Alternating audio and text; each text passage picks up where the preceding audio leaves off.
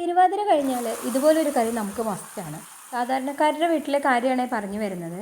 അപ്പോൾ ഇന്നത്തെ ഈ കറീനെ കുറിച്ച് കാണുന്നതിന് മുന്നേ എല്ലാവർക്കും വെൽക്കം ടു പാറൂസ് വേൾഡ്. അതുപോലെ ചാനൽ ആദ്യമായിട്ട് കാണുന്നവരുണ്ടെങ്കിൽ ഒന്ന് സബ്സ്ക്രൈബും കൂടി ചെയ്ത് സപ്പോർട്ട് ചെയ്യണേ. അപ്പോൾ നമുക്ക് വീഡിയോയിലേക്ക് പോയാലോ. ഇതാണ് കാവത്ത്.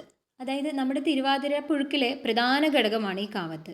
എല്ലാവരുടെ വീട്ടിലും ഒരുവിധം കാവത്ത് ബാലൻസ് ഉണ്ടായിരിക്കും അല്ലേ. ഇനി കാവത്ത് വെച്ചിട്ട് എന്ത് കറി ഉണ്ടാക്കും എന്ന് സംശയിച്ചിരിക്കുകയാണെങ്കിൽ ഇതുപോലൊരു കറി നിങ്ങൾ ചെയ്തിട്ടില്ലെങ്കിൽ ഒന്ന് ചെയ്ത് നോക്കണേ. അപ്പോൾ കുറച്ച് ദിവസമായതുകൊണ്ട് തന്നെ നമ്മുടെ കാവത്തൊക്കെ അത്യാവശ്യം ഉണങ്ങി തുടങ്ങിയിട്ടുണ്ട്. ഇതിനൊക്കെ ഇനി നന്നായിട്ടൊന്ന് ചെത്തി വൃത്തിയാക്കി എടുക്കണം. അപ്പോൾ അതുപോലെ ഞാൻ ചെത്തി വൃത്തിയാക്കി എടുത്തിട്ടുണ്ട്. ഇനി ഇതുപോലെ നമ്മൾ കൊത്തി കൊത്തി അത്യാവശ്യം വലിയ കഷ്ണങ്ങളായിട്ട് തന്നെ ഇതിനെ മുറിച്ചെടുക്കാൻ വേണ്ടി ശ്രദ്ധിക്കുക. പെട്ടെന്ന് വെന്ത് പോകുന്നതുകൊണ്ട് നമ്മൾ ഇത്തിരി വലിയ കഷ്ണങ്ങളാക്കിയാൽ മാത്രമാണ് നമുക്ക് കറി ആയി കഴിയുന്ന സമയത്ത് കഷ്ണങ്ങളെ കാണാനെങ്കിലും കിട്ടുള്ളൂ. അപ്പോൾ ഞാനിതാ അത്യാവശ്യം വലിയ വലിയ കഷ്ണങ്ങളായിട്ടൊന്ന് നന്നായിട്ട് മുറിച്ചെടുത്തിട്ടുണ്ട്. ഇനി ഇതിനെ നമ്മൾ അത്യാവശ്യം ഒരുപാട് പ്രാവശ്യം കഴുകിയെടുക്കണം. അതായത് ഒരു 5-6 പ്രാവശ്യമെങ്കിലും മിനിമം കഴുകിയെടുക്കുക. അതായത് ഇതിലൊരു നന്നായിട്ടൊരു വഴുവഴുപ്പുണ്ടല്ലോ, അതൊന്ന് കളഞ്ഞെടുക്കുക, അത്ര തന്നെ. അപ്പോൾ ഞാനിതാ നന്നായിട്ട് കഴുകി വീണ്ടും കുറച്ച് നേരം വെള്ളത്തിലിട്ട് വെച്ച കാവത്താണേ. ഇതിന് ഞാനൊരു ചട്ടിയിലേക്ക് ഇട്ട് കൊടുക്കുന്നുണ്ട്. ഇനി നമുക്ക് ഇതിലേക്ക് ആവശ്യത്തിനുള്ള വെള്ളമൊക്കെ ഒഴിച്ച് നന്നായിട്ടൊന്ന് വേവിച്ചെടുക്കാം. കൂട്ടത്തിൽ നമ്മുടെ മഞ്ഞൾപ്പൊടിയും അതുപോലെ ഉപ്പൊക്കെ ചേർക്കാൻ വിട്ടുപോകല്ലേ കേട്ടോ. മഞ്ഞൾപ്പൊടിയും ഉപ്പൊക്കെ ഇല്ലാതെ എന്ത് കറിയല്ലേ. അപ്പോൾ ഞാനിതാ ഇന്ന് അടുപ്പിലാണ് ഉണ്ടാക്കുന്നത്. അതുകൊണ്ട് തന്നെ ഇതാ ചട്ടി നമ്മളിതാ ഒരു അടുപ്പത്തേക്ക് വെച്ചിട്ടുണ്ട്. ഇനി ഈ കഷ്ണമൊക്കെ ഒന്ന് നന്നായിട്ടൊന്ന് വെന്ത് വരട്ടെ. കാവത്തിന് ഒരുപാട് വേവൊന്നുമില്ല, പെട്ടെന്ന് തന്നെ ആൾ വെന്ത് ഏകദേശം ഒരു 10 മിനിറ്റൊക്കെ കഴിഞ്ഞിട്ടുണ്ട്. നമുക്കൊന്ന് തുറന്ന് നോക്കാം. ഇതാ നമ്മുടെ കാവത്തൊക്കെ അത്യാവശ്യം വെന്ത് ഉടഞ്ഞു തുടങ്ങിയിട്ടുണ്ട് കേട്ടോ.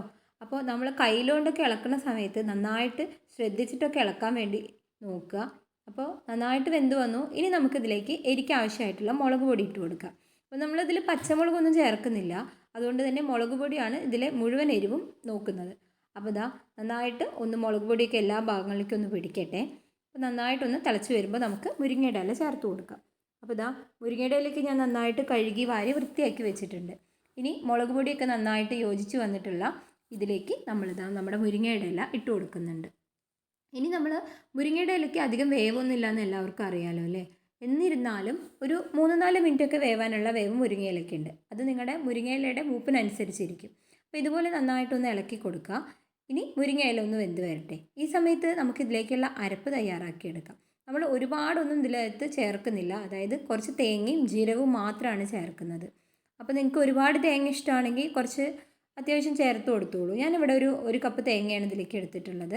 ആവശ്യത്തിനുള്ള ജീരകം ഇട്ട് കൊടുത്തിട്ടുണ്ട്. ഇനി ഇതിലേക്ക് അത്യാവശ്യത്തിനുള്ള വെള്ളം കൂടെ ഒഴിച്ചിട്ട് നന്നായിട്ടൊന്ന് അരച്ചെടുക്കണം. ഇതാണ് ഇതിൻ്റെ മെയിനായിട്ടുള്ള അരപ്പ്. അത്യാവശ്യം നന്നായിട്ട് തന്നെ നമ്മുടെ തേങ്ങയൊക്കെ അരച്ചെടുത്തിട്ടുണ്ട്. ഈ സമയം ആയപ്പോഴത്തേനും നമ്മുടെ മുരിങ്ങയിലേക്ക് നന്നായിട്ട് വെന്തിട്ടുണ്ട്. ഇനി നമ്മൾ അരച്ച് വെച്ചിരിക്കുന്ന അരപ്പ് ഇതാ അതിലേക്ക് ചേർത്ത് കൊടുക്കുക. ആവശ്യത്തിനുള്ള വെള്ളം കൂടി ഒഴിച്ചു കൊടുത്തോളൂ കേട്ടോ. കാവത്ത് കുറച്ച് ഇരിക്കുന്നതിനനുസരിച്ച് നമ്മുടെ കറി കട്ടയായിക്കൊണ്ടിരിക്കും. അപ്പോൾ അതിനനുസരിച്ച് നമ്മൾ ലൂസാക്കിയിട്ട് എടുക്കാൻ വേണ്ടി ശ്രദ്ധിക്കുക. അപ്പോൾ ഞാനിതാ ജാറ് കഴുകിയിട്ട് കുറച്ച് വെള്ളം കൂടെ അതിലേക്ക് ഒഴിച്ചു കൊടുത്തിട്ടുണ്ട്. ഇനി ഇതാ ഒന്ന് ചെറുതായിട്ടൊന്ന് തിളച്ച് വന്ന് നമ്മുടെ അരപ്പൊന്ന് വേവട്ടെ. അതാ നമ്മുടെ കറി ഏകദേശം തയ്യാറായിട്ടുണ്ട്. ഇനി നമുക്ക് അടുപ്പിൽ നിന്നും വാങ്ങി വയ്ക്കാം. അടുത്തതായിട്ട് നമ്മളിത് കടുക് വറുക്കാൻ പോവുകയാണ്. അതിനായിട്ടൊരു ചട്ടി അടുപ്പത്ത് വെച്ചിട്ടുണ്ട്. ആവശ്യത്തിനുള്ള വെളിച്ചെണ്ണ ഒഴിച്ചു കൊടുക്കുക. നന്നായിട്ടൊന്ന് ചൂടായി വരട്ടെ. ഇനി നമ്മളിതിലേക്ക് ചേർത്ത് കൊടുക്കുന്നത് ചെറിയ ഉള്ളിയാണ് കേട്ടോ. അപ്പോൾ അത്യാവശ്യം ചെറിയ ഉള്ളി നന്നായിട്ട് ചേർത്ത് കഴിഞ്ഞാൽ നമ്മുടെ കറിക്ക് നല്ല ടേസ്റ്റ് ഉണ്ടായിരിക്കും.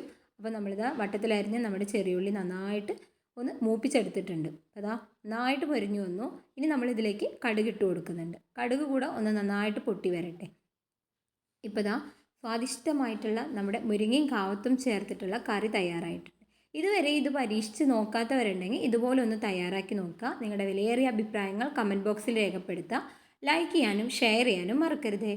വ്യത്യസ്തമാർന്ന മറ്റൊരു വീഡിയോയുമായി നമുക്ക് വീണ്ടും കാണാം. Thank you for watching.